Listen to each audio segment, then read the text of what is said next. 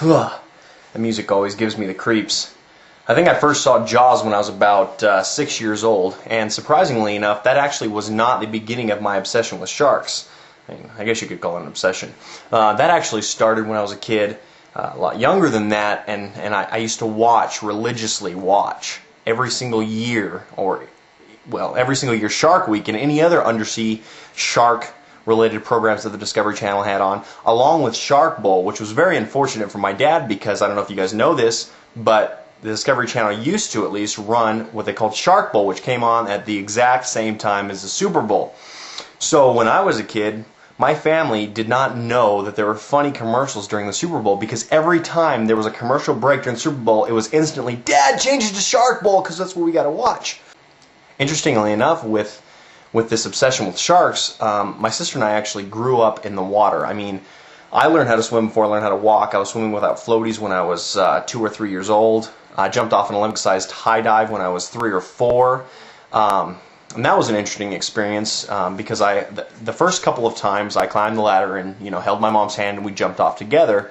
And then at 3 or 4 years old, I decided I could do this. Big deal. So I go up this Olympic-sized high dive by myself, climb up the stairs, and then go out the platform and look over the edge and confidently think nothing, and I just leaped. And I'm telling you, world-class belly flop.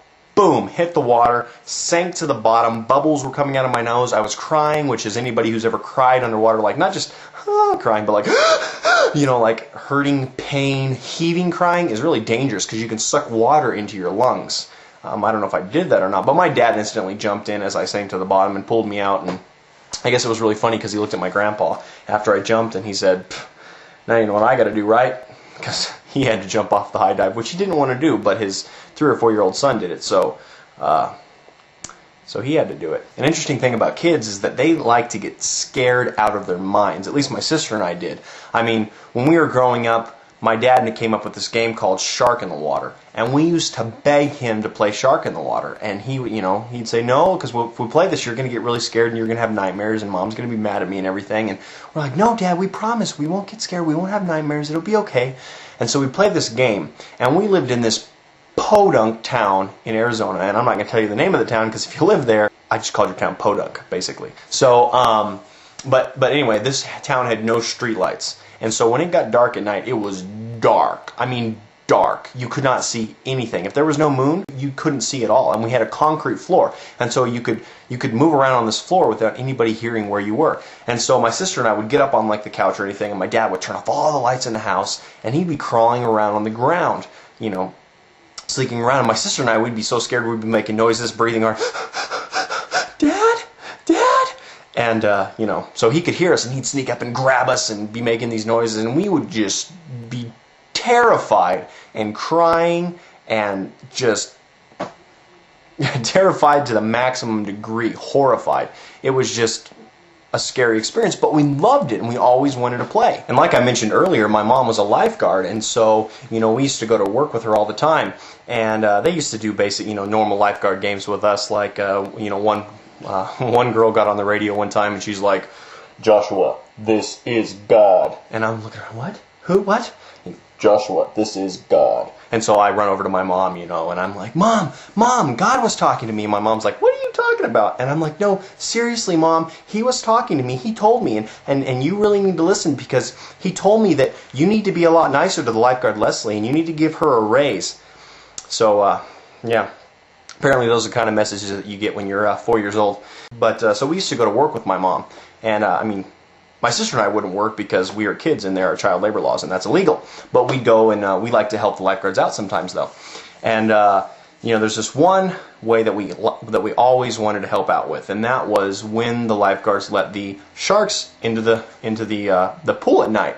And they used to tell us for the longest time, they tell us, that the way they keep people from swimming at the pool at night when there are no lifeguards there is that they let these sharks into the water so that people don't hop the fence and go swimming with the sharks, because nobody wants to go swimming with sharks unless you got that chain armor stuff on or you're crazy. So they used to tell us this, and so every night, this one lifeguard in particular, he's like, "Hey Josh, you want to go release sharks?" Yeah, I want to go release the sharks. And so we'd go over, and he's like, "You want to push the button?" Yeah, I want to push the button. So we'd push this button, and I think it was just like the pool pump button actually, but they came up with this whole thing, and so I went over and pushed the button, and then we'd go look at all this pool full of imaginary sharks. And this one night, he's like, "Josh, you want to go release the sharks?" Yeah. So we go over there. "You want to push the button?" Yeah. So I push the button. We walk over to the pool, and we're looking, over this massive pool full of all these imaginary sharks, and this is like at the deep end, which is 12 foot. When you're, 4 years old and you're only 3 feet tall, that's like really deep water, And so I'm looking in this pool, and he's like, "What do you think? That's a really big one. What do you think that is?" And I'm like, "That's a great white." And he pushed me into the water. 4 years old. I was 4, and he shoved me into the water. And I was screaming and swimming and swimming and screaming, and you have never seen a 4-year-old as terrified as I was at that moment. And I got out of the water, and I was mad and scared, and it was traumatic. And so the title of this video is it's Sharks in the Public Pool, How Traumatic Events During Childhood Can Cause Irrational Fears Later on in Life. And so what the traumatic event was. So you ask yourself, Joshua, what's the irrational fear? Now, I'm 25 years old, and I'm not ashamed to say this. Well, maybe a little ashamed.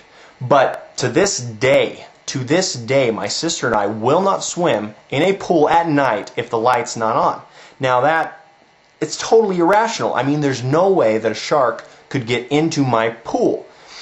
And you're probably looking at me like, dude, Josh, you're crazy because that wasn't real. Yeah, I know it wasn't real, but at 4 years old, my imagination was so vivid and so wild and so creative and just huge that I thought it was real. I'm not complaining at all, don't get me wrong. I'm not complaining because this makes a great story. Now, that said, you should not do things to your children that will traumatize them so that later on in life they have a wonderful, funny story to tell other people. Wow, this is kind of sounding like an after-school special video.